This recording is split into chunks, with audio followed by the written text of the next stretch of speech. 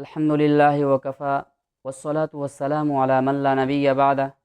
اما بعد فاعوذ باللہ من الشیطان الرجیم بسم اللہ الرحمن الرحیم وقال اللہ تعالی فی القرآن المجید اللہ الذی جعل لکم الارض فراشا والسماء بناء وانزل من السماء ماء فاخرج به من الثمرات رزقا لکم۔ ارشاد باری تعالی ہے، قرآن حکیم کا پہلا سپارہ سورۃ البقرہ کے اندر ارشاد فرماتے ہیں کہ اللہ وہ ذات ہے جس نے تمہارے لیے زمین کو فرش بنایا، آسمان کو چھت بنایا اور بادلوں کے ذریعے سے تمہارے لیے پھل بطور رزق مہیا کیا۔ فلا تجعلوا للہ اندادا، بس اب مت بناؤ اللہ کے مقابل کسی کو، وانتم تعلمون، اور تم جانتے بھی ہو،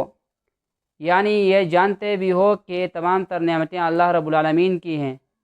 تو اللہ فرماتے ہیں کہ یہ جاننے کے بعد مت بناؤ میرے ساتھ کسی کو شریک۔ اب کتنی بدبختی ہے کہ اپنے منعم کے ساتھ کسی کو شریک بنایا جائے، کسی کو مد مقابل بنایا جائے۔ تو سورۃ البقرہ کے اندر یہ تمام تر آفاقی نعمتوں کا ذکر ہے، جو نعمتوں کے تمام تمام اقسام کو محیط ہوتا ہے، یعنی تمام اقسام کے لیے اقسام کو شامل ہے۔ تو فرمایا کہ میں نے تمہارے لیے زمین کو فرش بنایا،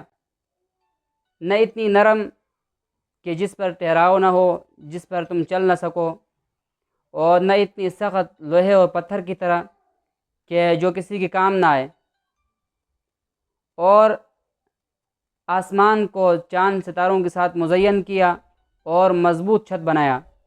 اور بادلوں کے ذریعے سے تمہارے لیے رزق مہیا کیا۔ مذکورہ 4 نعمتوں میں سے پہلی 3 نعمتیں ایسی ہیں کہ جس سے انسان کی کوشش و عمل تو دور، انسان کے خود وجود کا بھی دخل نہیں ہے۔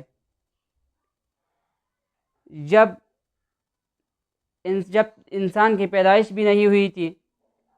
اور اللہ رب العالمین نے زمین و آسمان کو پیدا کیا تھا، زمین و آسمان کا نظام چل رہا تھا، بادل و بارش اپنا کام کر رہے تھے، تو اللہ تبارک و تعالیٰ سے دعا ہے کہ اللہ رب العالمین اپنی تمام تر نعمتوں کی قدردانی کی توفیق عطا فرمائے، وہ اپنی رضا کے مطابق زندگی گزارنا ہم سب کو نصیب فرمائے۔ وآخر دعوانا ان الحمد للہ رب العالمین۔